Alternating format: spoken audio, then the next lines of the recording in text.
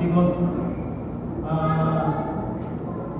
na-promote tayo, pinagaling tayo, kaya nagkaroon ka ng bagong gamit, gadget, bagong business, bagong establishment. We are blessed because we are saved. Amen po ba? Ang pinaka-the best pagpapalang na receive mo, hindi lang mga good things or kaya mga gamit. Ang pinaka-the best na blessing ay ang kaligtasan ng katuluan. Amen po ba?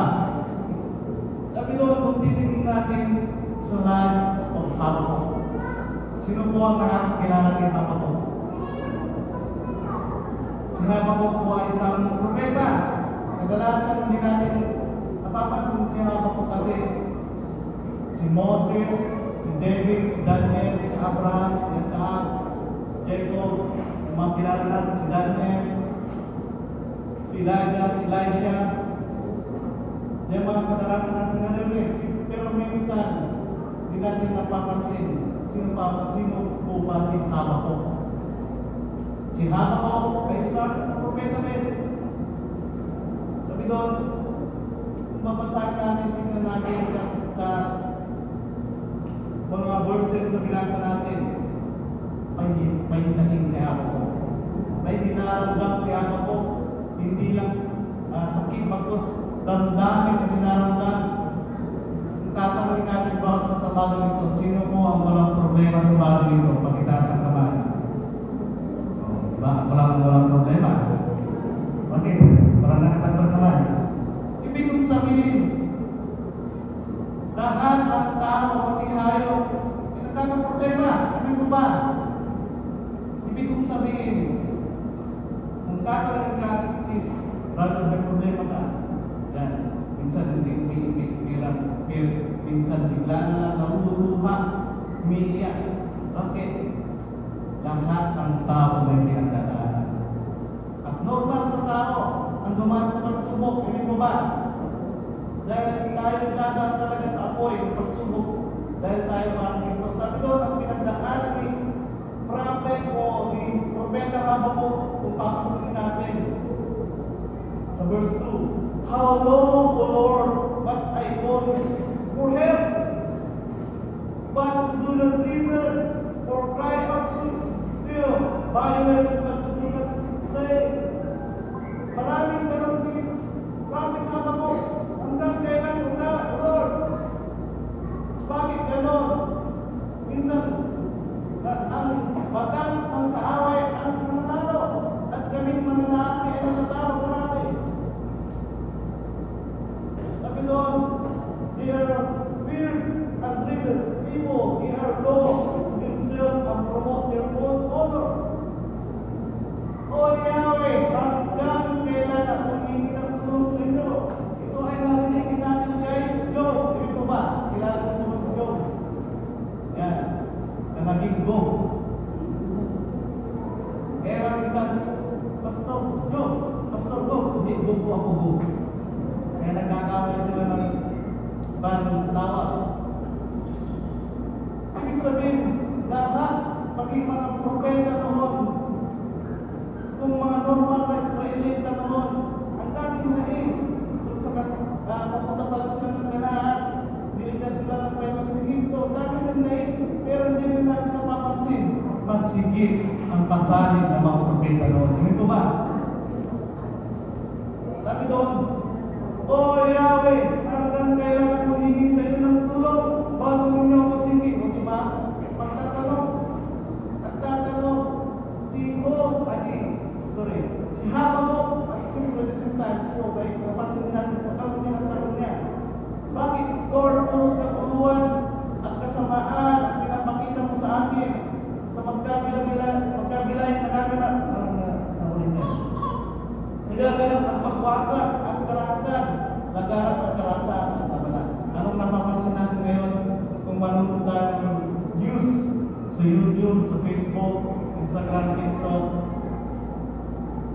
Mas maraming good news or bad news?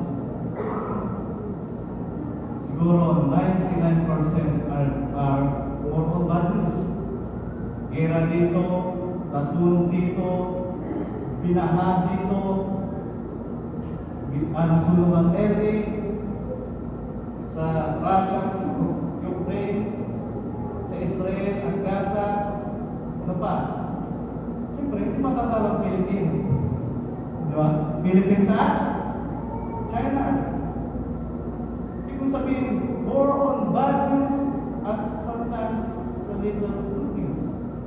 But we forgot there is hope in the Word of God. That's the good news. Pwede ba natin palapagan ng Diyos sa buhay? Ito ang aming propeta ako.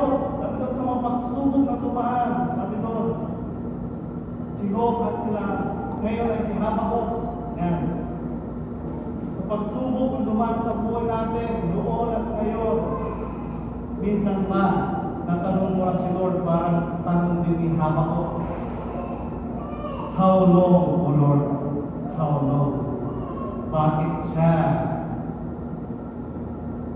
Pero ako wala. Parang ganun, how long, O God? My prayer is this, O God. Nagtapat ako sa iyo, Panginoon, sa pagbibigay. Nagtapat ako sa iyo, Lord, sa pag-serve, pag-ministry, sa pagdalo. How long, O God? And sometimes, yung mga katanungan natin, where are you, Lord? Parang hindi kita nararanasan, Lord. Lord, bakit nahayaan mo mangyari sa akin ito, sa aming pamilya ito, sa aming barangay ito, sa aming bansa na ganito? Titignan ko natin at bibigyan ng tema ng ating pag-aaral sa bagong pakita. Sabay-sabay po natin basin 1, 2, 3, go. Parang walang book yung pagbabasa. Ulitin natin. 1, 2, 3, go. Hindi pa rin convincing yung book. One more time. There's hope in a hopeless situation. Pag sinabing hope, pag-asa. Hindi ko ba? Mayroong pag-asa sa sitwasyon parang wala ka nang nakikitang pag-asa. Hindi ko ba? And the only hope we need, and the name, above name, no other than His name is Jesus. Hindi si Allah, hindi si Buddha. Nagkaroon ng competition si Christian, si Buddha, si Muslim, si Allah. Sabi nila, sige, tingnan natin kung sino ang totoong Diyos sa atin.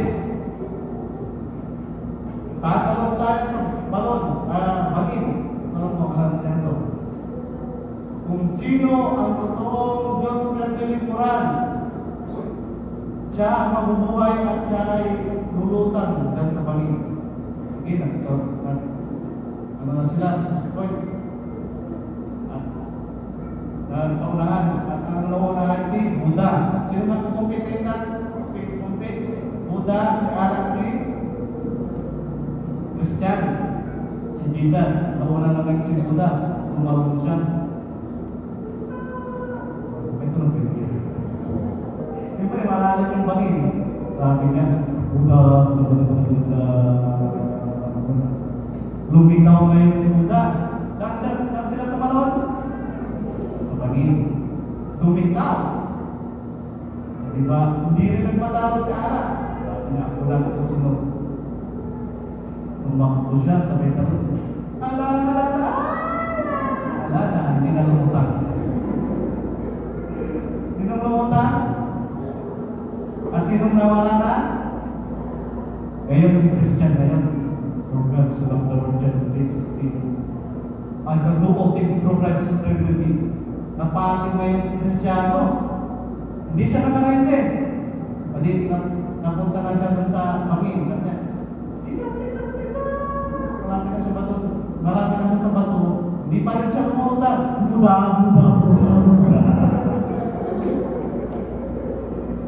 Pag magising lang doon.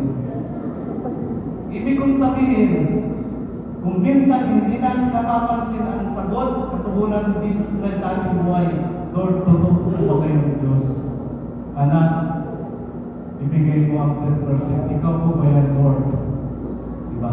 Sometimes, anak, iwasan mo na yung bisyo mo. Ikaw po ba yan, Lord? Anak, dumalo ka na anak. Ikaw po ba yan, Lord?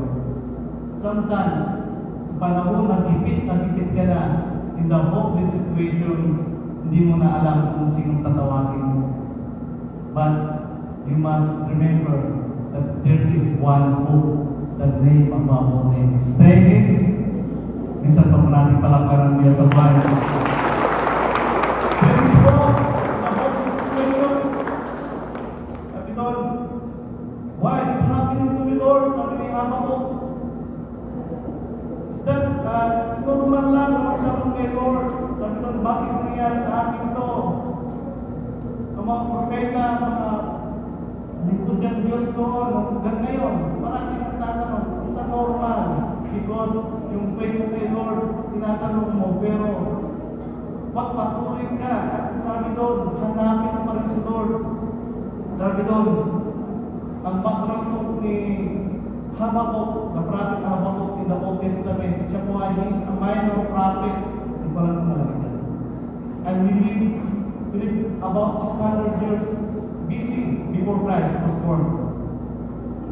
At sa lahat ng propeta na minention natin, tulad kanina si Elijah, si Nathan, kakaiba din itong si Prophet Habakuk. Bakit po? Usually, ang mga propeta sa Old Testament, ang ginagawa nila sila ang kinakausap ni Lord. At ang propeta naman, sila nagbibigay ng mensahe sa mga tao.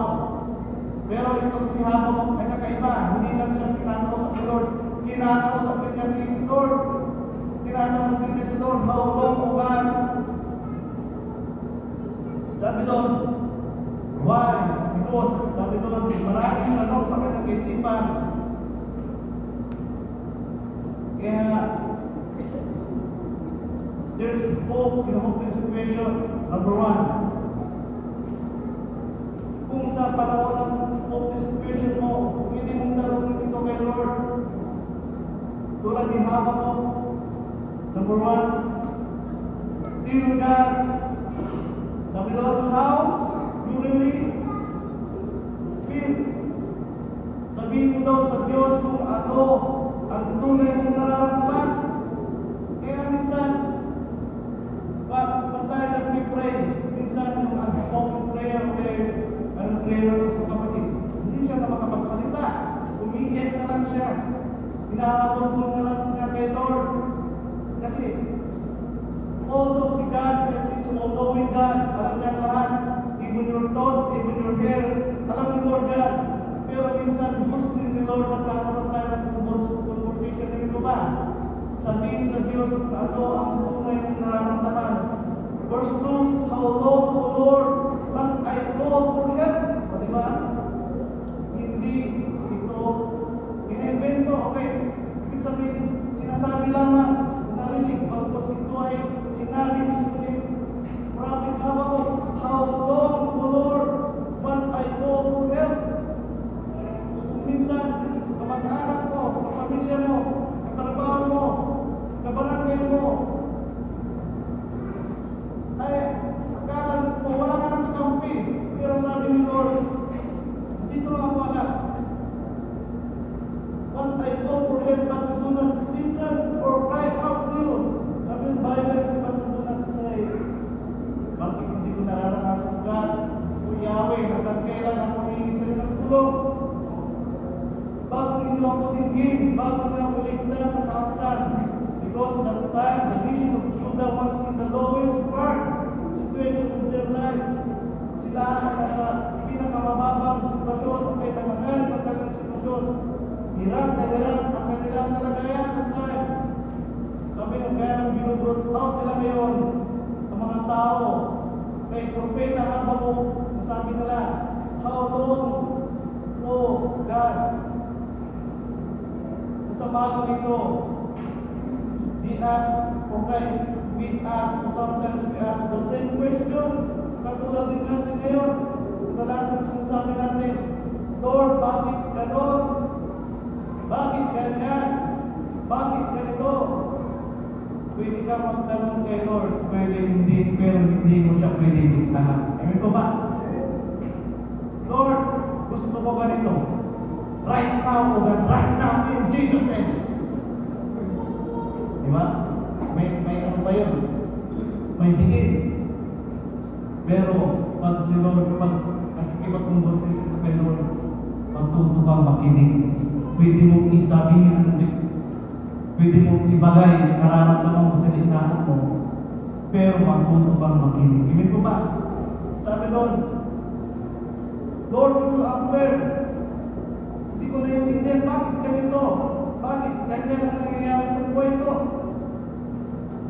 Alam niyo po ba, ang pag-amin sa Diyos na wala ka ng pag-asa ay maaari nagpapahayag ka na ng pananalig at nagtitiwala ka sa Diyos na wala ng ibang pag-asa, hindi ang sitwasyon mo, hindi ang nasa paligid mo, ang tinatanggap mo sa iyong sarili, sa iyong sitwasyon sa sarili mo, ang tanging pag-asa mo, walang iba, kundi si Jesus Christ. Hindi po ba? Palakpakan po natin ang Diyos sa buhay.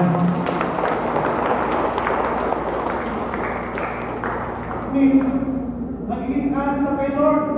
Parang si Prophet Habakkuk.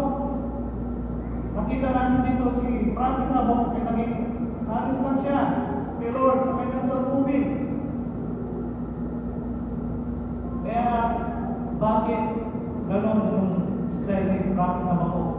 Because the name Habakkuk means nandiyan lang. Wala. Tingnan ka lang. The name, okay, the means Habakkuk means to embrace or to wrestle. Nakipag-embrace daw, okay, nakipag-wrestling. See? Habakkuk. Sabi daw, nakikipagbunot, okay, embrace at the moment of Lord. Parang see?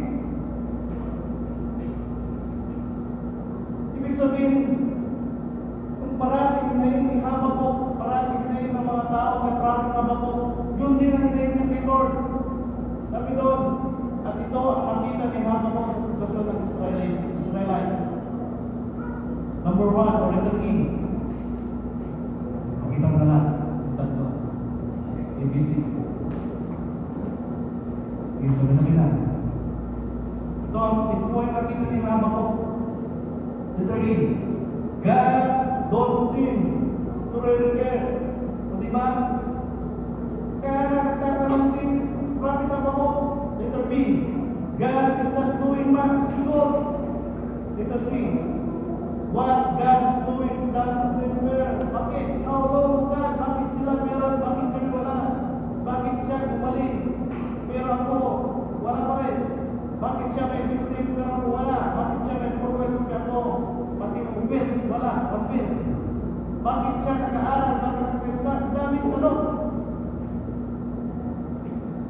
It's normal lang ang tanong to kay Lord. Ibig sabihin, do you believe that sometimes if we are in the situation, in a hopeless situation, minsan, ginagamit ng Lord ang sitwasyon na yan para ikaw ay mapikit. Dito ba? Paalalahanan ka ng Lord na anak, hindi ka superhero, hindi ka superman, hindi ka supergirl o superwoman. Ikaw ay anak ng hari ng mga hari ng Panginoon. Dito ba? Pagmamayaan kita sa akin ni Lord, ibigay mo sa akin ang lahat ng sitwasyon mo at pinagdaraanan mo. Sabi doon, God don't seem to really care. Sabi doon, siya, nang nakita naman si Habakkuk, parang wala namang alam, pakialam ang Diyos. Letter B, God is not doing much.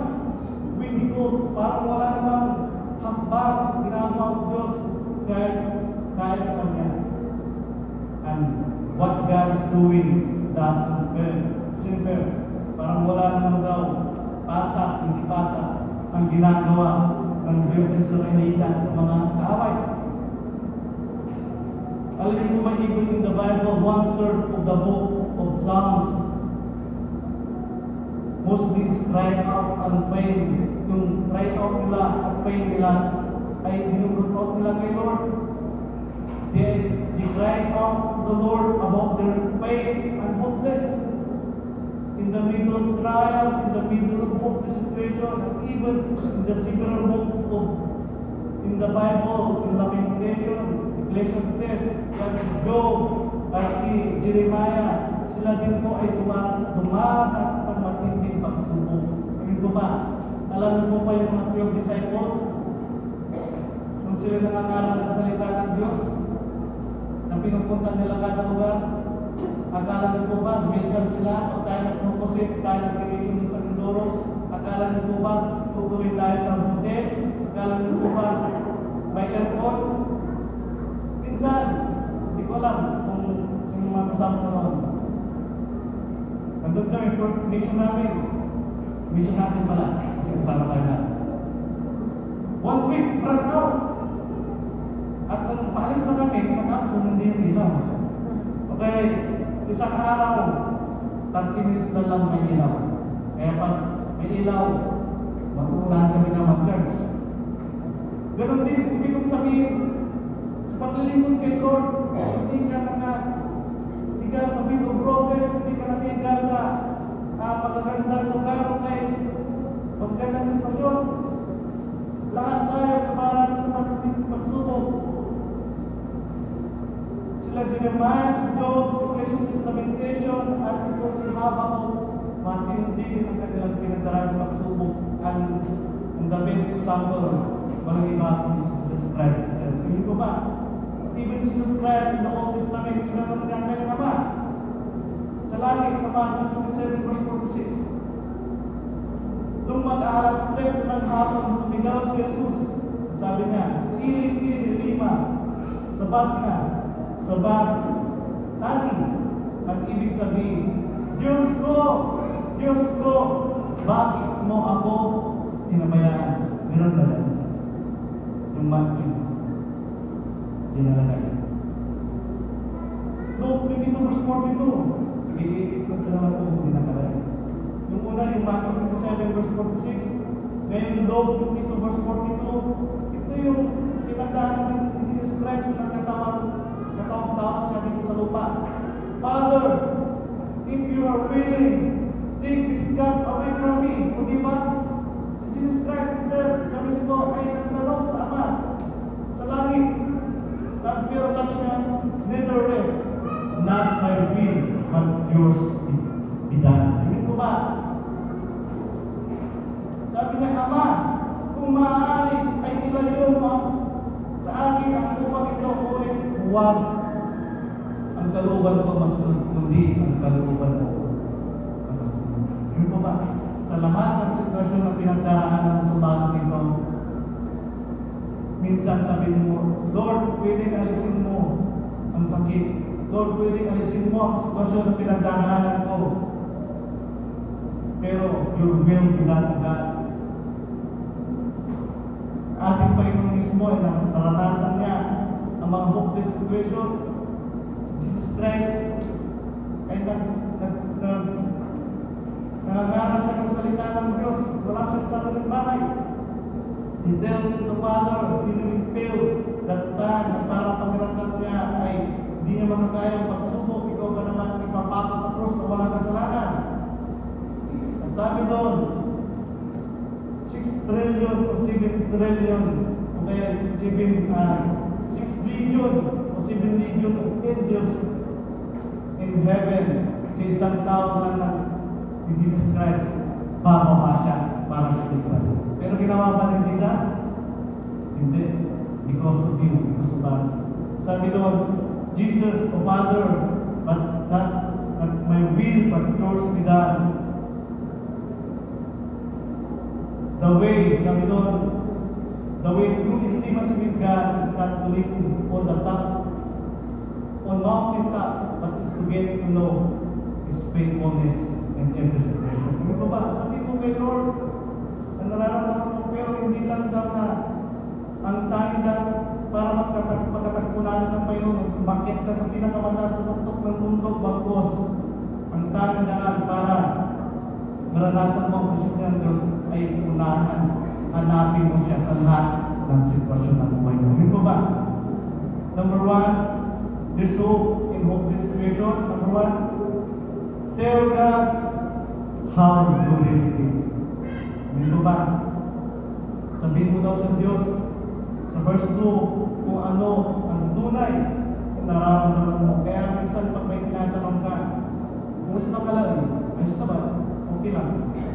Okay lang. Pero, di mo na sugatan sa to.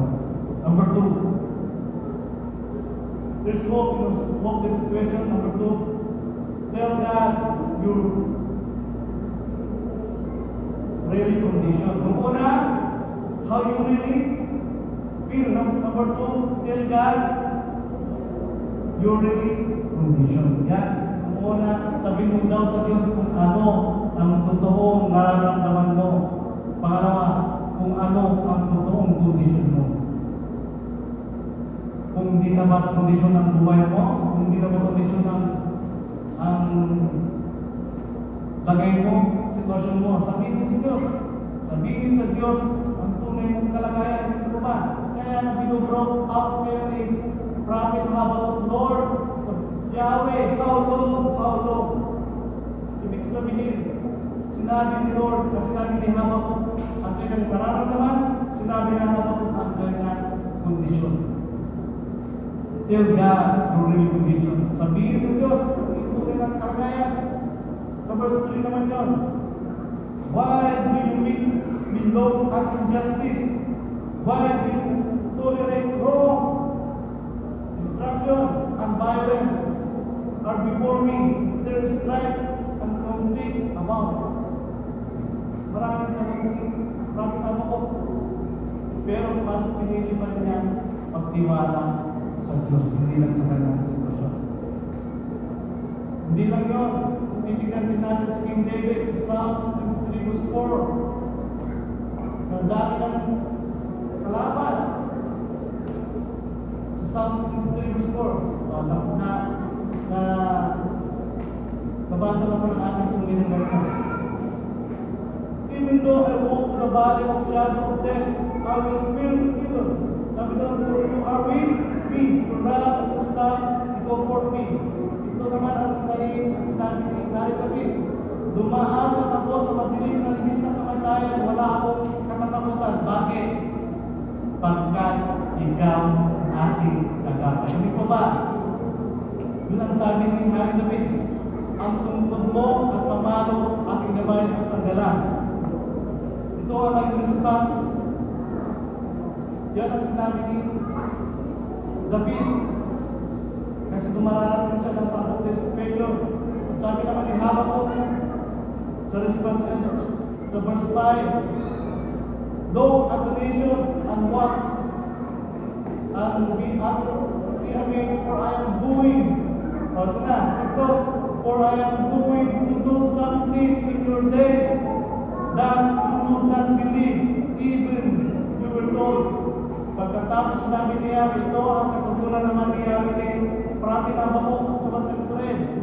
Pagkatapos ay sinabi ni Yahweh sa kanyang bayan, masdan po ang bansa nakapaligod sa iyo at mamamangha ka. Ibig ko ba?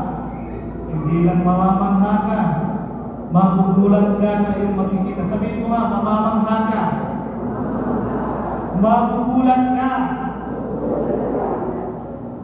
Pag si Lord ang nangako, pag si Lord ang tumugong sa kanyang pangako sa iyo, mamamangha ka, magugulat ka, nasa harap na pala. Parang hindi kayo nagpiniwala. Pag si Lord ang tumugong sa kanyang pangako, mamamangha ka at magugulat ka dahil nasa harap na pala ang katugunan. Hindi ba natin palapakan ang Diyos sa buhay? Hindi lang yun. Sabi doon sa verse 5, hindi magtatagal at mayroon akong gagawin hindi mo paniniwalaan kapag napalitan mo. Sino po ang nagkiklik sa umaga nito na mayroon ng ginagawa ang Diyos sa umaga nito? Sino po ang naniniwala sa umaga nito na mayroon ng ginagawa ang Diyos sa buhay mo? Sino naniniwala sa umaga nito? Nagugulatin ng Diyos ang buong pamilya mo ay maliligtas. Sino ang naniniwala sa umaga nito? Yung inaasahan mong business, matutupad na. Sino ang naniniwala sa umaga nito? Ang sitwasyon mo sa of the situation, magiging puno-puno ng katagumpayan. Hindi ba natin palapakan ang Diyos sa buhay?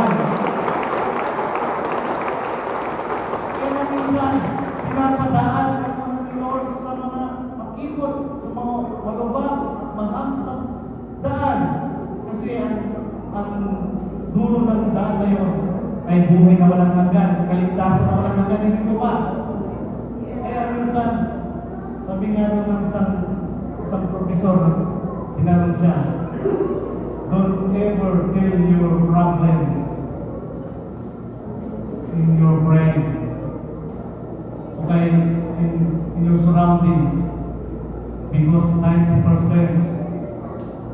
of your kakilalang friends are di sila happy, at 10% sila ay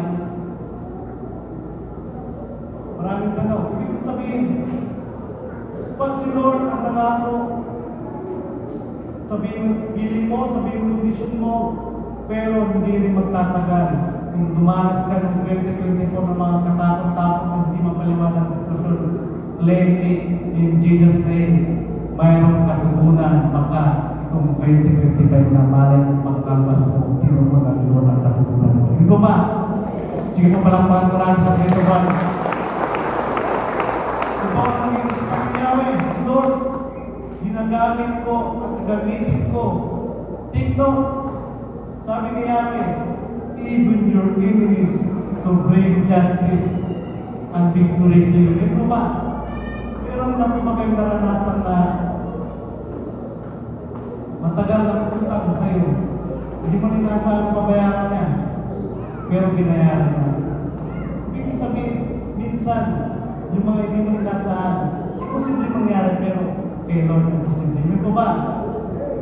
I want you to know that God understands your real condition, that God understands your painful situation, that God understands your silent battle.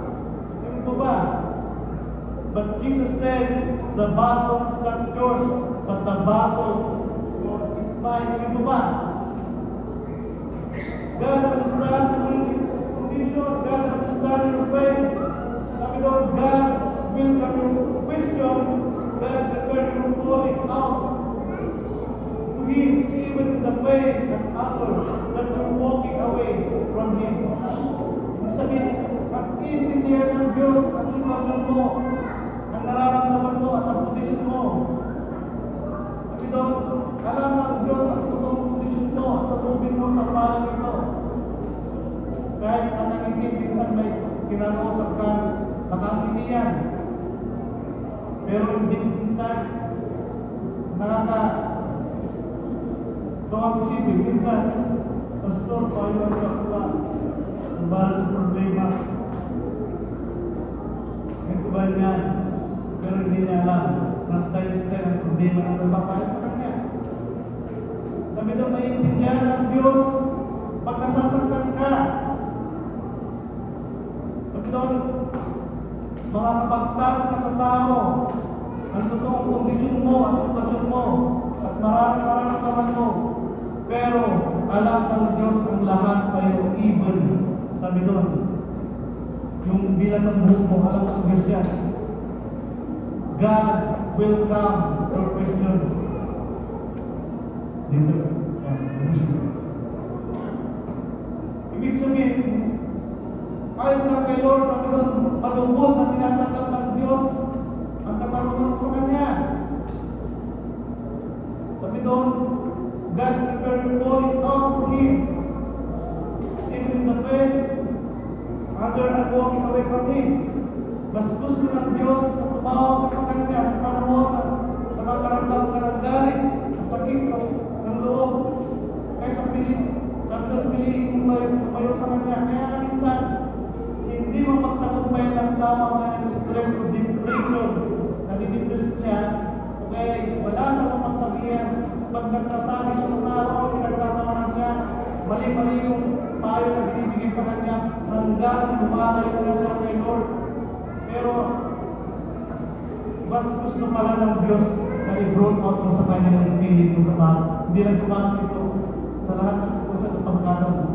Mas gusto pala ng Diyos na pinag-brought out mo yung kondisyon mo sa kanya. Ibig mo ba? At kinikilala mo na wala nang ibang pag-asa kundi kay Kristo lamang. Sometimes you think real pain, experience God overflowing hope. Minsan ang kadalasan kinakailangan maramdaman tao ang kirot at sakit sa kanyang puso para maranasan mo at masabi mo ang tanging kay Jesus Kristo lamang matatagpuan ang tunay na pag-asa. Ito ba? Hindi man namin maintindihan, but sometimes it is actually God's way for us to say His faithfulness and His hand over our lives. Our living hope, no other than Jesus Christ. Ito ba? Number one, there is hope in hopeless situation. Tell God how you really feel. Number two, tell God your real condition. And lastly, but not the least, number three, tell God that you really trust in Him. Amen. Tapos mo lang sinabi yung nararamdaman mo. Tapos mo lang sinabi yung kondisyon mo ngayon. Ang gagawin mo ay, Lord, I trust in you. Tell God that you really trust in Him. 101%. Sabihin daw sa Diyos na lubos kang nagtitiwala sa Kanya. Hindi mo ba? Wala nang ibang pag-asa. Dahil kay Jesus Kristo lamang matatagpuan ang pag-asa. Buhay na walang hanggan. Jesus said, trust me on this. I am actually using that. I am actually allowing that in your life so that I can reveal that hope. Hindi mo ba? Paano mo masasabi na siya ay Diyos na nagpapagaling kung hindi ka nagkasakit? Hindi mo ba? Paano mo masasabi na siya ay Diyos na nag-provide kung hindi ka nagsusunod sa financial? Paano mo masasabi na siya ay protector kung hindi ka nakaramdam ng panganib? Hindi mo ba? Ibig sabihin, sa lahat ng panahon, ang Diyos ay parating nandiyan. Sinabi ni Jesus na magtiwala ka lang sa aking anak. Ginagamit ko talaga ang yan at inahayaan ko sa buhay mo na dumaan upang maihayag ko ang tunay na pag-asa ay nanggagaling lamang sa akin, sabi ni Jesus. Ito po yung, hindi ko lang kung sino po ang may mga favorite verse dito ito. Proverbs 3 verse 5. Anong sabi dyan? Trust in the Lord with all your heart and do not rely on your own. Kaya hindi ka magtiwala kung pusoan at huwag kang manakit sa sarili mo. Karunungan. Exodus 14 verse 14 says that the Lord will fight for you. You need only to be still. Ito ba? Ibig kong sabihin, in hopeless situation, hanapin mo ang pag-asa mo sa mga salita at words ng ating Panginoon. Hindi po. Sabi dyan, tell God how you really feel. Tell God your condition. Tell God that you really trust in Him. Ito sa bagay kung ikaw ay pinanghihinaan mo and you are in a hopeless situation right now, pakiramdam mo na pagod ka na. Lord, bakit ganito? Lord, bakit ganyan? Sila hindi naman sila nagtatapat sa'yo. Sila hindi naman sila nag-church. Bakit sila pinapasagalan mo? Pero hindi mo ba alam na masama at mabuting tao ang pinapasikatan ng Diyos ng araw? Masama at mabuting tao ang pinapawala ng Diyos. Sometimes hindi mo ba na nararanasan ang tubo ng Diyos dahil tinitest pa lang niya ang pagtitiwala sa Kanya. Ito ba? Minsan nag-aalalahanin ka pa, 50-50 ka pa. Lord, minsan binibigyan mo pa ng kondisyon si Lord. Lord, tugunin mo lang ito. Full trusted in you. Tugunin mo lang ito. Hindi mo gano'n. Unahin mo muna ang bigay ng buong tiwala mo kay Lord. Magkukulan ka na lang. Mamamaka ka na lang. May even your enemies pwede gamitin ng Diyos. Hindi mo ba? Ibig kong sabihin, sa lahat ng situation natin, full trust mo lang. Ito ang sabi ng Panginoon, think of Him. Huwag mong isipin daw yung pinagdadaanan mo. Ang isipin mo kung ano ang pinagdaanan ng Diyos sa pusang Kalbaryo para sa iyo, para sa akin, para sa ating lahat. Ito ba? kaisipan, ang focus lagi natin ay yung pinagdaraanan natin, nakikita natin. Nangihina ako, nagtulupay pa ako, nakatingin ka dun sa problema, nakapokus ka dun sa problema, pero hindi mo alam ang sabi ng Panginoon. Sabi ng salita ng Diyos, I can do all things through Christ who strengthened me. Amen po ba? Kung si Jesus Christ resurrected from the dead, He's also strengthened that God has given me. If Jesus Christ could heal all kind of sickness, if Jesus Christ could stand all the bleeding, yung pinagdadaanan mo ngayon ay walang-wala sa pinagdaanan ng ating Panginoon Kristo. Amen mo ba? Yung pinagdadaanan mo ngayon ay walang-wala sa pinagdaanan ni Habakuk. Yung pinagdadaanan mo ngayon ay walang-wala sa pinagdaanan ni Job, ni Abraham. Bago sila pinagpalang, pinasangala, in-extend, tulad ni Jabez, in-extend yung tinuturi niya, pinagdaanan niya muna matinding pagsubok. Amen po ba? Naniniwala ba kayo, pagkatapos ng matinding pagsubok, matinding pagkapalang katulungan ng Panginoon ang nangyayari? Pwede ba natin palakuan ng Diyos ang buwan? Hindi nagiging malalaman at tunay na ginto kung hindi papadak sa akin. Amen po ba? Minsan pinapadala tayo sa Panginoon dahil ikaw ay ginto sa paningin ng Diyos. Ikaw ay precious stone. Sabi doon, I have strength that conquer every fear. I have strength that conquer every doubt. Before I have strength that I am stronger than my problem. When you feel so weak and lost, when you are so disappointed and lonely, that the moment you need to grow closer to God, do not let go of His hands. Sabi don't think that He about you, but God's love for us will never change, will never fail. Amen po ba? No matter what season, and God will stay closer to your heart, and you will feel His presence forever. Ano mang sitwasyon na pinagdaraanan mo, full trust na kayo. Stay closer to God. Naniniwala ba kayo kung saan parati mong nilalampitan, kasi parati mong kasama, nagiging ganun ka din. Kung bugnutin ang kasama mo isang buwan, kung palamura ang kasama mo isang buwan, kung mabisyo ang kasama mo isang buwan, magiging ganun ka din. Kung isang buwan, araw-araw, hanggang sa uling hininga mo, nagtitiwala mo sa salita ng Diyos, ito ang magiging pag-asa mo sa lahat ng panahon. Ito ba? Sabi doon, God has a long-term plan for you. God has a long-term plan for you for our faith. So hold on to His love and always remember that great things are yet to come. Amen po ba? Always remember that great things are yet to happen. Do not focus on the temporal emotion that you experience behind your pain. There is a blessing, and believe with all your heart that God has a great purpose to be patient. God promised that He will never leave you nor forsake you. He will never, sabi doon, leave you nor forsake you. Sabi doon, and He will give you hope, and He will give you good future. Just trust Him. Amen po ba? Sa lahat ng panahon at sitwasyon, magtiwala ka lang kayo. Dahil sabi doon,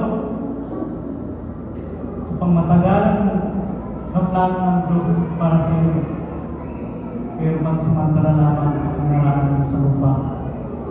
Dahil sa likod ng iyong sakit, ang may biyayang magalaan. Kung buong puso kang maniwala na may dakilang layunin ng Diyos sa buhay mo, magtis ka lang. Dahil pangakang Diyos sa iyo, hindi ka niya iiwan, hindi ka niya pamamayaan.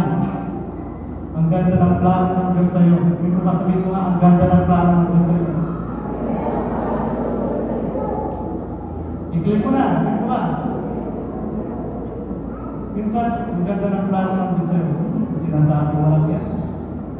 Kasi ikaw may progress na. Ang ganda ng plano ng Diyos sa iyo, kapatid. Sinasabi mo yan lang yan. Kasi may bahay ka na. Ang ganda ng plano ng Diyos sa iyo, kapatid. Sinasabi mo lang yan. Kasi hindi mo nararanasan. Pero ang nanigiling ng Diyos, just trust in Him. Sabi doon, magtiwala ka ng buong puso kay Lord. Ano mang bagyo ang dumating, manatili ka magtiwala sa Diyos. Hindi ba natin palakpan ng Diyos sa buwan? Let's hope to hope this situation. Sige po, tumayo po tayo na. At ang tanging hope na yan, pag-asa natin walang iba kundi si Jesus Christ. Sabi nga sa kanta na still, when the oceans rise and thunder, I'll soar with you above the storm, and I will be